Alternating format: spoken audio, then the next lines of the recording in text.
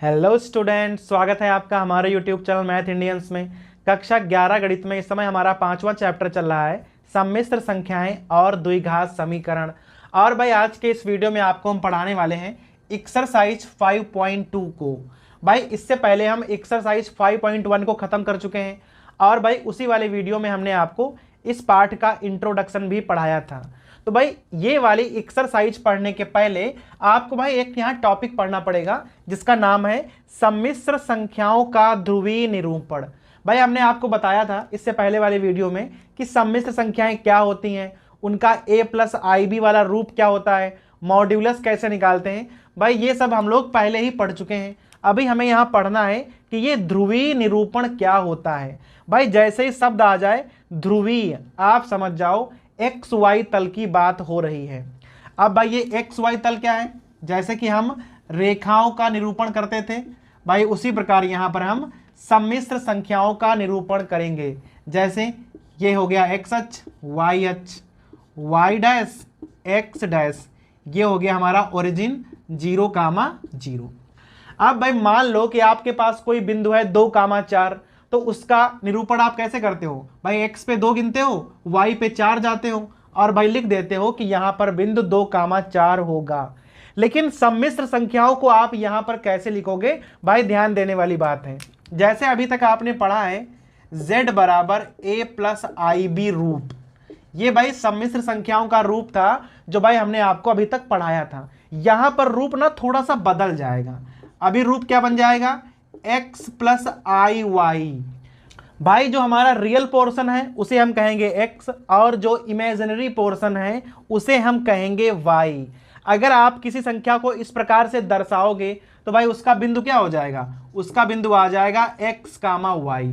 और भाई x, y अगर आपको पता चल गया है तो आप उसे इस वाले तल में आराम से दिखा सकते हो कि भाई x, y वाला तल कहां पर होगा। ठीक है, तो ये कहते हैं भाई ध्रुवीय निरूपण। अब ध्यान दीजिएगा, मान लो कि भाई x, y यहां पर है। ठीक है, कोई बिंदु हमने मान लिया है कि भाई x, y बिंदु है और बिंदु यहां पर है। अगर इस बिंदु को आप मूल बिंदु से मिलाते हुए ऐसे भाई रेखा खींच दो तो जो ये वाला हमारा तल होगा, ठीक है, जहां पर ये रेखा गई है इसे कहेंगे ध्रुवीय तल या भाई कहते हैं आर्गड तल। ठीक है, और जो ये कोण बन रहा है इसे हम कहेंगे कोणांक थीटा। ठीक, क्या कहेंगे भाई, कोणांक थीटा। अब ध्यान देने वाली बात क्या है, देखो ये तो हमारा हो गया x इस वाले पर, और भाई इस वाले पर क्या आ जाएगा, इस वाले पर आ जाएगा y। ये हमारा 90 अंश का कोण है। अगर ये x है, ये वाला y है, तो भाई ये जो कर्ण है वो क्या हो जाएगा, वही आपको ध्यान से देखना है। तो भाई कर्ण क्या हो जाएगा, √x² प्लस y²। और यही मापांक होता है, किसी भी सम्मिश्र संख्या का मापांक क्या होता है, √ में x² प्लस y²। अर्थात जो ये वाली लाइन है, अगर आप इसे O और P मान लो, तो जो OP वाली लाइन है ये किसी भी सम्मिश्र संख्या का मापांक कही जाएगी। और भाई मापांक को हम लोग यहां पर R कहने वाले हैं। ठीक है, तो भाई यहां पर दो बातें क्लियर हो गई कि जो मापांक होगा R बराबर वो क्या हो जाएगा, √x² प्लस y²। अब यहां पर आपको एक चीज और ध्यान देनी है, अगर आपको OP जो रेखा है वो R मालूम हो गई है, ये वाला कोण है थीटा। ठीक है, तो थीटा के जो सामने वाली भुजा होगी वो साइन में चली जाएगी, क्योंकि वो लंब है ना, तो ये हो जाएगा R sin थीटा। और भाई नीचे वाला क्या हो जाएगा, R cos थीटा। अर्थात जो x है उसका मान हो जाएगा R cos थीटा, जो y है उसका मान हो जाएगा R sin थीटा। अब भाई क्या करेंगे, हम यहां पर इन दोनों का मान रखने वाले हैं। ध्यान दीजिएगा, z बराबर क्या हो जाएगा, x का मान है R cos theta plus y का मान है R sin थीटा। तो भाई यहां I लगा लो, R sin थीटा। R चूंकि दोनों में है तो आप R को कॉमन निकाल सकते हो। z बराबर R, यहां पर क्या हो जाएगा, cos थीटा और प्लस I sin थीटा। और जो ये वाला रूप है इसे हम कहते हैं सम्मिश्र संख्या का ध्रुवीय रूप। z बराबर R कॉस थीटा प्लस आई साइन थीटा, जहां पर आर मापांक है और थीटा कोणांक है। तो भाई यहां तक क्लियर हो गया कि मापांक और कोणांक क्या क्या है, और ये वाला जो ध्रुवीय रूप है वो हमने यहां से किस प्रकार से भाई निकाला है। तो आपको ना इतना सब कुछ सीखना पड़ेगा। अगर भाई ये आपको पूरा पूरा समझ में आ गया है तो समझो भाई प्रश्नावली केवल 15 मिनट में ही खत्म हो जाएगी, कुछ नहीं है भाई। प्रत्येक सवाल में आपसे पूछेगा कि आर का मान बताओ, अर्थात हमारा मापांक क्या होगा, और भाई पूछेगा थीटा अर्थात कोणांक क्या होगा। बस दो ही प्रकार के सवाल हैं पूरी प्रश्नावली में, ठीक है भाई। तो इसको हम मिटा देते हैं और हम शुरू करेंगे प्रश्नावली 5.2। अब भाई प्रश्नावली को शुरू करते हैं। हमने यहां प्रश्न नंबर 1 लिखा हुआ है। प्रश्न नंबर 1 और प्रश्न नंबर 2 दोनों में कह रहा है कि आपको भाई यहां पर मापांक और कोणांक दोनों ही ज्ञात करने हैं, प्रश्न नंबर 1 में भी और प्रश्न नंबर 2 में भी। तो भाई प्रश्न नंबर 1 हमने यहां नोट किया हुआ है, z बराबर है -1 माइनस √3i। आपको निकालना है मापांक और कोणांक। अब भाई देखना हम कैसे ज्ञात करेंगे। यहां पर भाई ध्यान दीजिएगा। अब देखो z बराबर जो हमारा मानक रूप है पहले आप उसे लिख लीजिए। भाई मानक रूप क्या होता है, r cos थीटा प्लस आई r sin थीटा। हमने भाई r से ना गुणा करते हुए लिख दिया है, ठीक है। अब क्या करना है आपको ना यहां पर तुलना करनी है। तो भाई यहां लिख दो कि तुलना करने पर, ठीक है। अब जब आप तुलना करोगे तो भाई बताओ जरा यहां पर कि r cos थीटा का मान -1 हो जाएगा, और जो हमारी r sin थीटा है उसका मान क्या हो जाएगा, -√3। r cos थीटा और r sin थीटा दोनों के मान आपको पता चल गए हैं। अब भाई क्या करना है, दोनों का वर्ग करके आपको बस जोड़ देना है। अब देखो यहां पे क्या हो जाएगा, r², यहां भाई आ जाएगा cos² थीटा प्लस r², और भाई यहां हो जाएगा sin² थीटा, यहां पे आ जाएगा 1 + 3। अब देखो अगर आप यहां r² को कॉमन निकाल लोगे तो यहां पर क्या बचेगा, भाई यहां बचेगा cos² theta plus sin² theta, जिसका मान 1 हो जाएगा। तो भाई हमने यहां मान ना डायरेक्ट रख दिया है, तो r का मान क्या आ गया, r का मान भाई 2 आ जाएगा। देखो ध्यान रखना है कि मापांक कभी भी माइनस में नहीं लिखना है भाई। मापांक का मतलब होता है मॉड्यूलस, और मॉड्यूलस के मान माइनस में नहीं लिखे जाते हैं, इसलिए भाई r का मान हो जाएगा 2। अब आपको ना ये वाले मान यहां पर रखने पड़ेंगे। अब देखो यहां से आप पहले cos थीटा का मान निकालो। अब देखना कैसे निकलेगा, भाई यहां लिखोगे cos थीटा बराबर जो r है ना वो उधर चला जाएगा, तो आ जाएगा -1/2। अब यहां निकालो साइन थीटा का मान, तो भाई साइन थीटा बराबर क्या आ जाएगा, -√3/2, ठीक है। इस प्रकार से अब भाई आपको बताना है कि थीटा का मान क्या होगा। देखो एक बात यहां पर, दोनों को भाग करके आप इसे tan थीटा कभी भी मत लिखिएगा भाई, वैसे क्या होगा ना कोण आपसे गलत हो जाएगा। अब क्यों गलत हो जाएगा देखना भाई। भाई देखो यहां पर कास माइनस में है, साइन माइनस में है। अब जरा बताओ हमें ऐसा तल जहां पर कास और साइन दोनों ही माइनस में आ जाएं। देखो या तो आप तीसरे में चले जाओ, जो हमारा तीसरा कोऑर्डिनेट होता है वहां कास भी माइनस का होता है, साइन भी माइनस का होता है, या तो आप दूसरे वाले में रहो और कोण का मान ही माइनस में ले लो, समझो काम खत्म हो गया। अब जरा बताओ कि साइन का मान √3/2 कब होता है। भाई साइन π/3 का मान है ये वाला, साइन π/3 का। अब चूंकि आपको पता चल गया है कि साइन π/3 का मान है और हमें जाना है दूसरे वाले में। दूसरे वाले में क्या करेंगे, हम कोण ही माइनस का रख देंगे। पहले वाले में आप रहोगे नहीं, क्योंकि भाई पहले वाले में कोई भी माइनस का नहीं होता है। तो कैसे करोगे भाई इसे, इस प्रकार से आपको लिखना पड़ेगा पाई माइनस π/3, और भाई सामने ना बस आपको माइनस लगाना पड़ेगा, और हमारा आंसर आ जाएगा -2π/3। अब देख लो आप दूसरे वाले में हो और भाई माइनस का लगा है तो साइन तो माइनस का हो जाएगा, और चूंकि दूसरे वाले में हो तो वहां तो कास माइनस का होता ही है। तो भाई ये हो गया हमारा पहला सवाल। तो अब भाई प्रश्न नंबर 2 पे आ जाओ। z बराबर है -√3 + i। भाई सवाल की शुरुआत तो हम वैसे ही करेंगे, z बराबर r cos थीटा प्लस आई r sin थीटा से हमें तुलना करनी है बस। तो भाई यहां लिख दो कि तुलना करने पर, ठीक है। आगे भाई लिख लेना अपने मन से। अब भाई जरा तुलना करो, यहां पर क्या हो जाएगा, आर कॉस थीटा बराबर हो जाएगा -√3 और वहां पर आर साइन थीटा का मान हो जाएगा 1। अभी क्या करना है, वर्क करके बस आपको जोड़ देना है। भाई हर सवाल में आपको ना ऐसे ही करना है, बस ध्यान रखना है। तो भाई यहां पर हो जाएगा आर स्क्वायर और भाई यहां पर हो जाएगा 3 और +1, कुल मिलाकर वहां 4 ही आएगा। और यहां अगर आप आर स्क्वायर को कॉमन निकालोगे तो यहां बचेगा cos square theta plus sine square theta, उसका तो मान 1 ही हो जाएगा।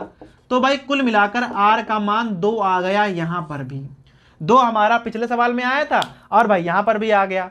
अभी क्या करना है, ये वाला आर का मान आपको यहां पर रखना पड़ेगा और कॉस थीटा और साइन थीटा के मान निकालने पड़ेंगे।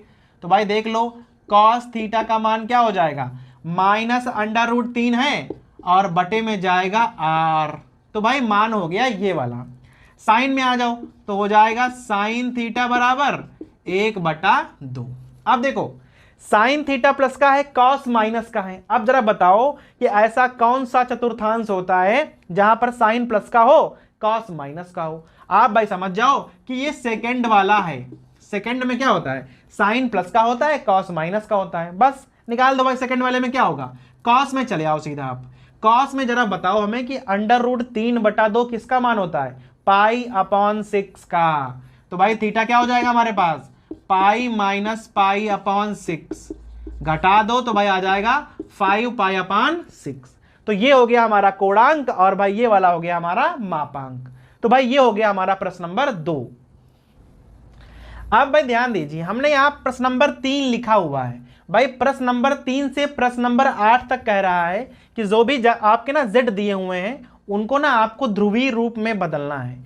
अब भाई देख लो, अगर आपको किसी भी संख्या को ध्रुवीय रूप में बदलना है तो भाई आपको ना r का मान मालूम होना चाहिए और थीटा भी मालूम होना चाहिए। तो आप अगर इसमें मान रख दोगे तो भाई बन जाएगा आपका ध्रुवीय रूप। अर्थात भाई घुमा फिरा के बात वही है कि आपको मापांक और कोणांक ही निकालने हैं। बस एक लाइन और बढ़ेगी, आपको यहां पर केवल मान रखना पड़ेगा। तो हमने यहां प्रश्न नंबर 3 लिखा हुआ है, तुलना आपको वैसे ही करनी है जैसे आप भाई करते थे। तो यहां पर क्या हो जाएगा, r cos थीटा बराबर 1 और यहां पर r sin थीटा बराबर -1, दोनों का वर्क करके आप जोड़ दो। तो भाई डायरेक्ट हम जोड़े दे रहे हैं, r स्क्वायर बराबर क्या हो जाएगा 1 + 1, भाई cos square plus sine square वो तो एक ही हो जाएंगे, तो हमने इस बार लिखा नहीं है। r बराबर क्या आ गया, √2। अब आपको ना r के मान यहां पर रखने पड़ेंगे इन दोनों में। और भाई बताओ यहां cos थीटा क्या हो जाएगा 1/√2, साइन क्या हो जाएगा यहां पर भाई माइनस में है ना, तो -1/√2।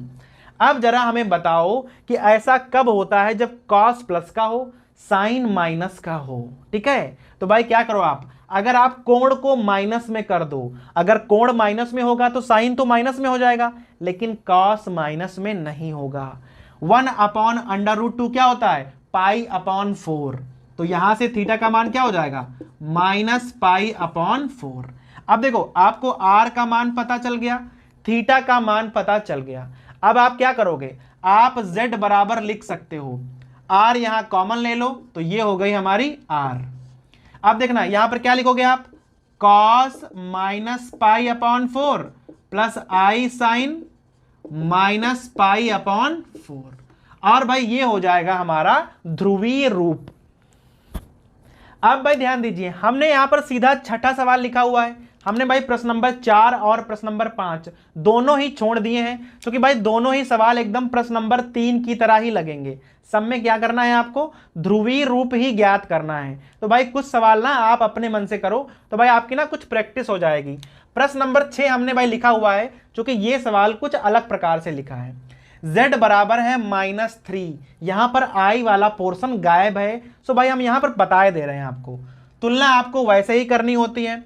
अब जरा बताओ यहां पर r cos थीटा का मान क्या हो जाएगा -3, i वाला पोर्शन गायब है तो यहां पर r sin थीटा का मान 0 लिखा जाएगा। जो पोर्शन गायब हो उसे आप 0 लिख लो, फिर यहां भाई लिख देना कि वर्ग करके जोड़ने पर, तो यहां पर क्या आ जाएगा, सीधा आ जाएगा r स्क्वायर और यहां पर आ जाएगा 9। तो भाई r का मान तो 3 आ गया, r का मान 3 आ गया है। अब देखो यहां पर यहां भाग करोगे तो कॉस थीटा का मान आ जाएगा -1 और भाई साइन थीटा का मान तो 0 ही रहेगा, क्योंकि भाई 0 में भाग करोगे तो कोई फर्क तो पड़ेगा नहीं। अब जरा बताओ कि साइन का मान 0 हो और कॉस थीटा का मान -1 में कैसे आएगा। तो भाई यहां पर आप क्या करोगे, देखो कॉस जो होता है वो सेकंड वाले में माइनस का होता है और भाई साइन होता है प्लस का। फिलहाल यहां साइन तो 0 है, ठीक है, तो 0 में काहे का प्लस और भाई काहे का माइनस। तो अब भाई बताओ, अगर आप पाई बराबर ले लो, थीटा का मान पाई ले लो, 180 अंश ले लो, तो भाई साइन 180 का मान तो 0 हो जाएगा और कॉस 180 -1 होगा, क्योंकि आप अभी दूसरे चतुर्थांश में हो। भाई चाहे दूसरे में हो चाहे तीसरे में हो, कॉस दोनों में माइनस का ही होता है, तो यहां पर थीटा का मान हो जाएगा पाई।